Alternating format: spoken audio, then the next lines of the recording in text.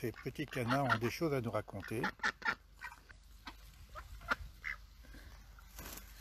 Comme je l'ai expliqué, je suis donc invité à la bar mitzvah de Yosef.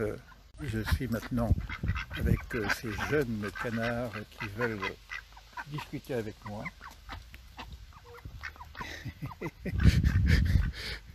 Voilà, je vais en profiter un petit peu pour parler un petit peu de cette paracha d'Arihatan, qui est la paracha donc de Yosef.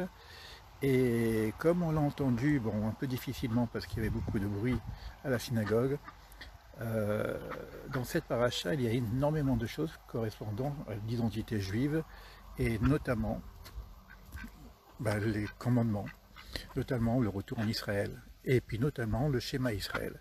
Shema Israël, Hachem Elokeinu Hachem Echad. Écoute Israël, Dieu, notre Dieu, Dieu est un. Et j'aimerais réfléchir un peu sur cette question.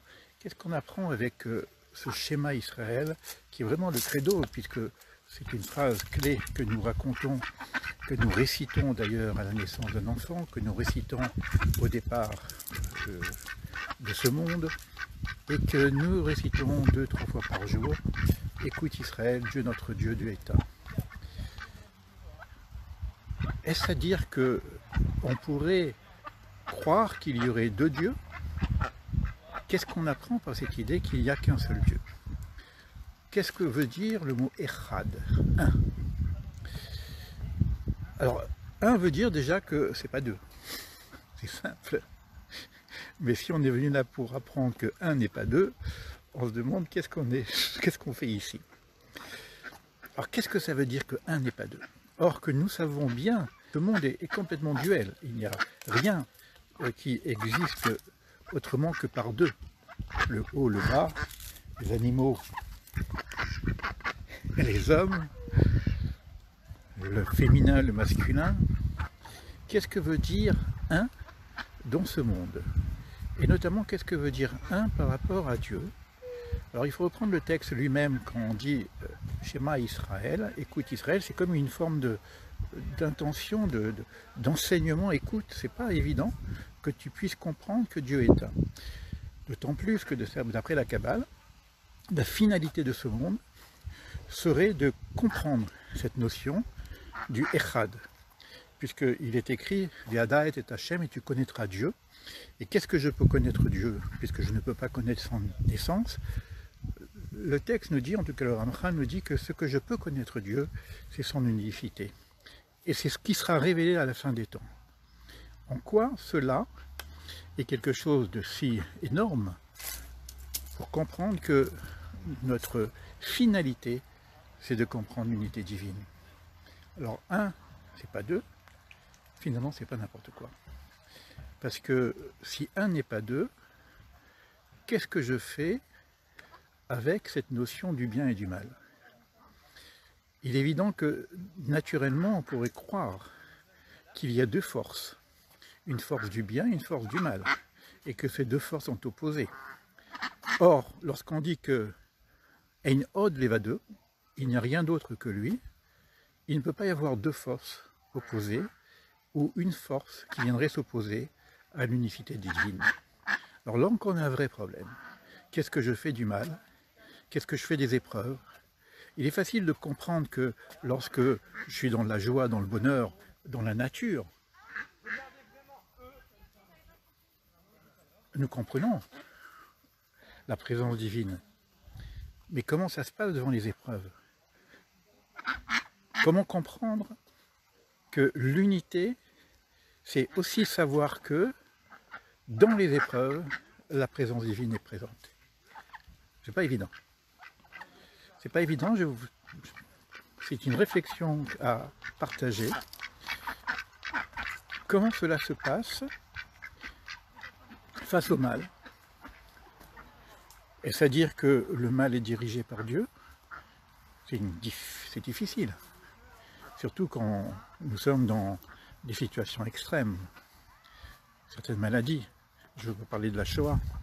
C'est pour ça qu'on a besoin d'une révélation pour comprendre l'unicité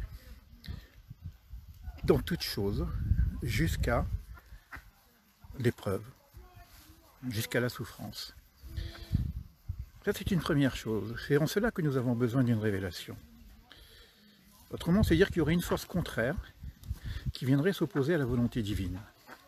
Et si je pense qu'il y a une force contraire qui s'oppose à la volonté divine, c'est-à-dire qu'on a deux principes qui s'opposent. Donc on ne serait plus dans l'unicité. Deuxième chose, lorsqu'on dit Shema Israël Hachem Elokeinu Hachem Echad, quand je dis Hachem, je veux dire le nom qui veut dire le tétragramme divin, les 4 lettres, Yud-Ke Vav-Ke. Je suis accompagné par les canards, donc c'est assez amusant d'ailleurs.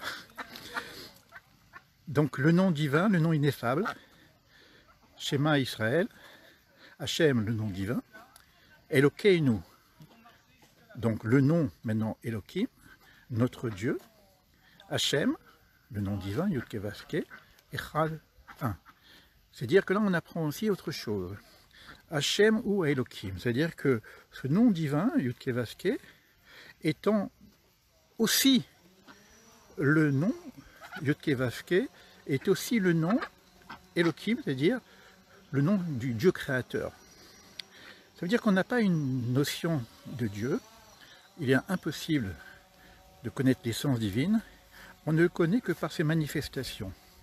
Et la première manifestation divine, évidemment, c'est Elohim, Bereshit bara Elohim, et Hashamayim ve'et areh, c'est Dieu créa le monde, et c'est le nom Elohim qui sont les forces divines, les forces de la nature, qui sont les forces de la création de ce monde. Alors on pourrait tomber, si on n'a que cette notion d'Elohim, on pourrait tomber facilement dans le panthéisme, c'est-à-dire le Dieu nature. C'est vrai que lorsqu'on regarde cette nature, tout est divin ici, c'est magnifique, quoi. Il n'y a rien à dire là-dessus. C'est vrai que la présence divine en toute chose, on va le trouver dans la nature. Mais lorsque je dis Hachem Elokeinu Hachem Echad, attention, c'est que Dieu n'est pas nature. Dieu n'est pas dans la nature, c'est la nature qui est dans Dieu, c'est-à-dire le lieu n'est pas le lieu de Dieu, c'est Dieu qui est le lieu du monde.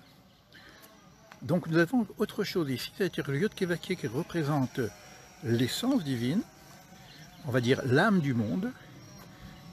Cette âme du monde est en relation avec Elohim, c'est-à-dire la nature, et cela est un. On est à la même idée qu'un petit peu par rapport au corps et l'esprit. On a toujours tendance à faire une division entre le corps et l'esprit. Il y a mon corps, qui est éphémère, qui va disparaître, et il y a mon âme. Donc il y a bien une dualité entre les deux. Mais si je suis dans le principe 1, il y a aussi une unicité entre le corps et l'esprit. Voilà, c'est un petit partage comme ça, le temps de voir la fête arriver. C'est pas évident, cette notion d'unicité. C'est pour ça que, finalement, nous devons attendre un petit peu d'autres révélations pour comprendre, proprement dit, qu'est-ce que représente le Echad, le 1. Comme je disais tout à l'heure, 1 n'est pas 2. Et si 1 n'est pas 2, c'est extrêmement difficile puisque nous avons cette problématique avec le bien et le mal. Et nous sommes dans une dualité bien-mal. Et si 1 n'est pas 2, cette dualité bien-mal ne peut pas exister. Donc je vous fais profiter un petit peu de ce paysage avec